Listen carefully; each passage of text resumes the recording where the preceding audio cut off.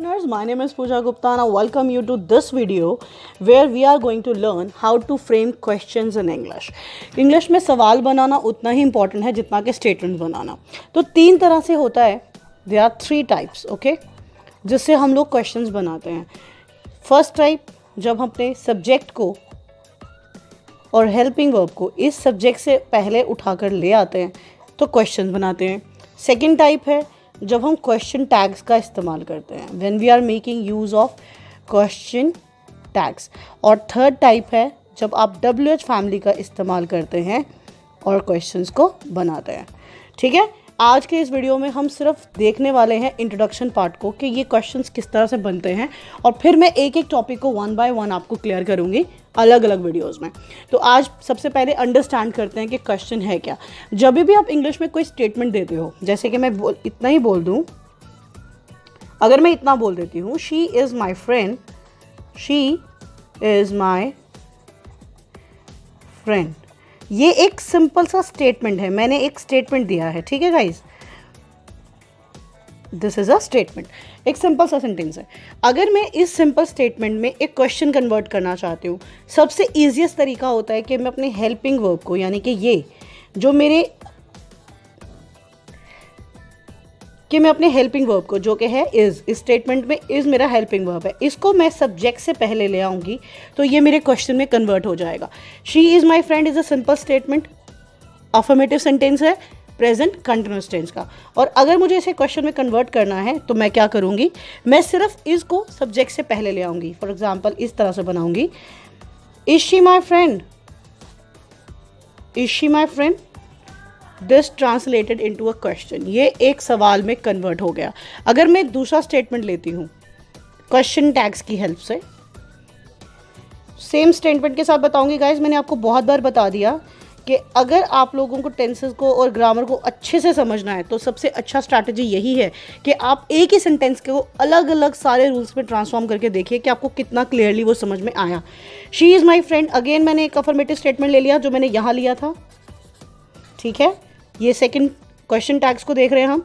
अब मैं इस अफर्मेटिव स्टेटमेंट में नो, नॉट नहीं, कुछ और भी कुछ ऐड नहीं करने वाली. बस इसके एंड में मैं एक छोटा सा टैग लगा दूंगी और उससे ये पूरी स्टेटमेंट क्वेश्चन में कन्वर्ट हो जाएगी. है ना कमाल. चलो देखते हैं. शी इज़ माई फ्रेंड, तो मैं एंड में ऐड कर दूंगी इज़न्ट शी. ये जो इज़न्ट शी है, इसकी वजह से ये मेरी पूरी स्टेटमेंट जो है वो एक क्वेश्चन में कन्वर्ट हो जाएगी. अब ये कैसे होगा, देखिए गाइज, अगर कभी आपके पास, आपको समझ में ना आए, अगर कभी आपके पास ऐसी सिचुएशन आ जाए जहाँ पे आपको पता ना चले कि मैं WH फैमिली का यूज़ करूँ कि हेल्पिंग वर्ब को पहले ले आऊँ, क्या करूँ, तो आप सिंपल स्टेटमेंट बोल दीजिए और एंड में इस क्वेश्चन टैग को ऐड कर दीजिएगा.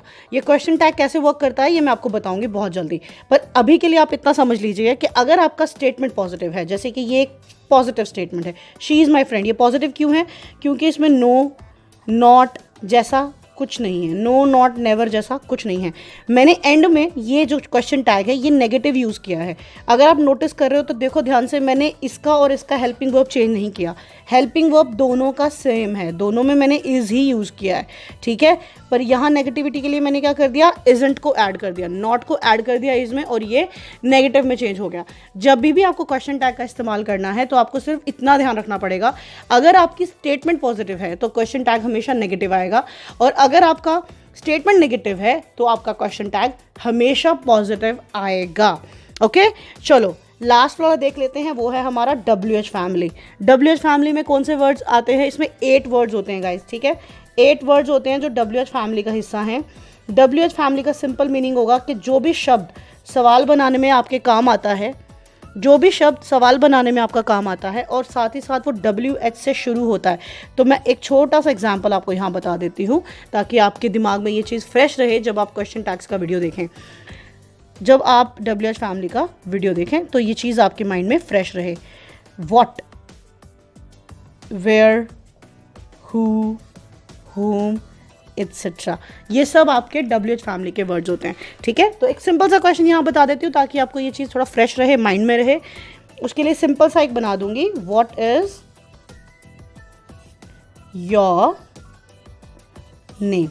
And this is a question. ये क्वेश्चन आप बचपन से सुनते आए हो, बचपन से बोलते आए हो। ठीक है, तो एक सुपर फास्ट रिविजन कर लेते हैं कि क्या पढ़ा अभी आपने।